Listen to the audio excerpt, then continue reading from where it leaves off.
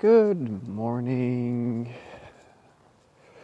Oh my, today I'm a little bit out of it. Not enough sleep, and I have to prepare all the things for tomorrow, and I'm going up to Stockholm, which is going to be interesting. At the same time, I'm gonna be honest with you. It's going to be interesting to see how it is up in Stockholm at Klarna and so forth, but at the same time, I'm not one of those people who feel like, yeah, traveling is great, sightseeing is great. We'll see what happens, but at the very least, this will be the first time in a while I'm up in Stockholm. Anywho, so yesterday I was contacted by my services, which is great. They made it clear that they want to hire me, and we had a discussion about that, and I got a vague idea of what they are expecting. Now I'm gonna be honest with you,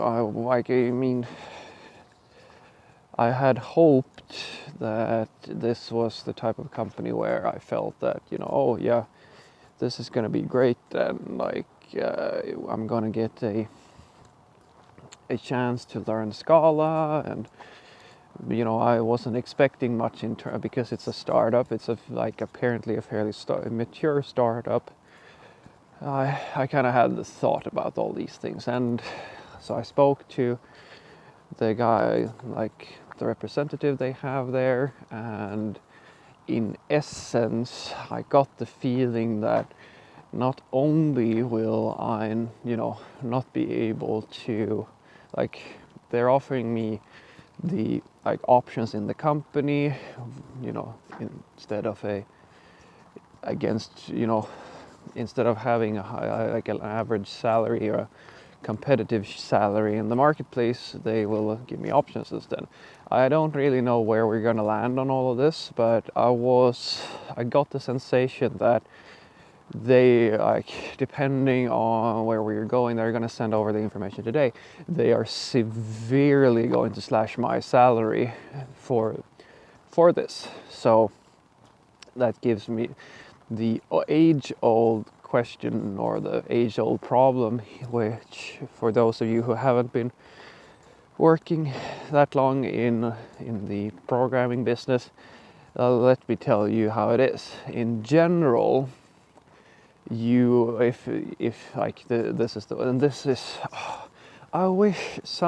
really wish I could be happy by just doing Java or C# programming and just be good at that, because if I did that and I didn't care so much, it would be so easy for me to just make a lot of money, and everything would be so much easier if I didn't really care about what I did. The general rule is that if you want to work with fairly modern stuff and have the chance of personal development, interesting project and all that stuff, you usually have to go very low in salary, because especially in the startup community, because as you can imagine, they don't have the type of finances. Now, I had thought that this was a fairly mature company, because I think that they roughly said that the company is valued at 95 million or something like that. I don't know if this is true, but I don't distrust these guys. They seem straight with me, right? So I had hoped that this wouldn't be much of an issue, that I could at least stay at my current salary, my entry salary to Ticketmaster, which is, it's not low or anything like that, but it's also not super high. And considering that, a rough number that was thrown out when you were talking was, well, it was 25,000 crowns a month, I don't know if that was an actual figure, but the representative said that, in his small little world, that's a fairly large amount of money, a month. And I kind of turned to him and said that, yeah, 25,000 a month is depending on who you're asking, it's not, it's a good, it's like a good decent salary. But if you then consider that that's the, like I earned 1,000, like when I started on my absolute first job, which was a startup as well, and it was smaller than this startup, I made 26. That was my absolute first salary ever. And a rough, like if you want a range of what you should be making, at least here in Gothenburg when you're a programmer, it's gonna be between 18 up to 30 something, like 20 plus up to 30 something. Like that's a fairly broad range, but that's the general range, and that's for somebody who quite literally has never worked in the industry before. You have no working experience whatsoever. So as you can imagine, that after going to, when I went to Ticketmaster, they offered me 34,000 a month, which is my current salary. And you know what I mean, I was happy with that. That's a good, like to me that was a good, like a very good entry level type of salary, because even though I know my stuff, I hadn't worked more than a year, and now I have 3 years. So as I hope you can relate to, it's not about earning as much as possible, but at the same time, you kind of have to have at least it's not like I have to have it. It's more, it's a shame to have to get in this situation where you have to pick, like, do you want to do something that seems fun, or do you want to earn a decent living?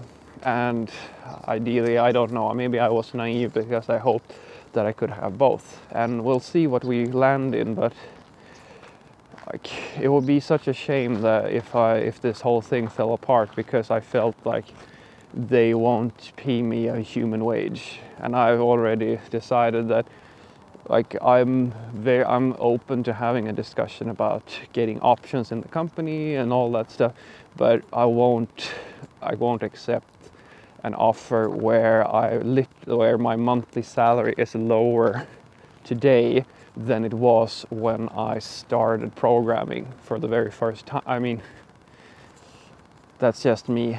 I wouldn't be happy with that. So we'll see where this lands in. And I've spoken with my significant other and all that stuff, and I said that, it's not about the money for me. I don't really care so much that how much I earn. I just need to earn enough to go, have enough to save every month a little bit. And this is a good learning opportunity for me to get really good at Scala and stuff.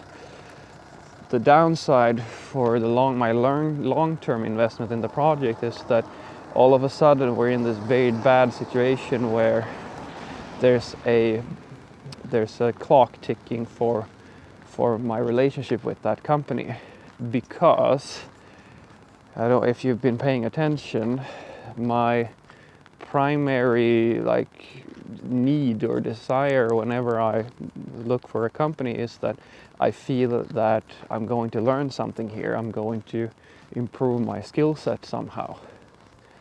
And I know I am at this company. That's why I'm interested. However, that's not going to last forever, which means that my guess is that in a year, maybe 2, I'm fairly certain that I will learn everything that I can, or effectively learn from working there. Which means that after that, I'm going to be in a situation where market-wise, I'm severely underpaid, and I have the knowledge that I desired, and the benefits of working there aren't there anymore. So we'll see, but at the very least, it's nice to know that I passed the bar and they're interested and so forth. So I'll have I'm pretty sure that I'll figure something out with them and take that job, because it's, as I said, it's a good learning opportunity. Now, I'm going up to Klarna tomorrow, and obviously they will probably be able, sorry, and there is another one coming. Yes, so they're all passed safely. There's also as I said, an interview coming up tomorrow where I'm flying up to Klarna, and I mean, I don't know what they're gonna offer me or whatever, but it's not, as I said, that's more because I want to see if it holds up. Like, they have kept telling me that they only hire the best, and since I'm in the final stage of their testing or interview process, it would be a shame to tell them no until I know if it holds up. We'll see, because that's another, how do I put this? That's another pro-con situation where, okay, great, I get to work for maybe some of the best, and maybe I get a higher, or I don't know what the salary is going to be, but I get a chance to do that, but I also have to move to Stockholm, so pro-con situation again. But right now it seems that I'm going to go with that job at My Services, even though I feel that it will be, I don't know, it hurts a little bit having to compromise. Well, I'm not going to say too much, but it feels like I'm going to have to make some serious sacrifices in terms of salary to be able to work there, and that's not that fun. I'm going to be honest. Even if you're not so concerned with it, you have to, everybody has to eat.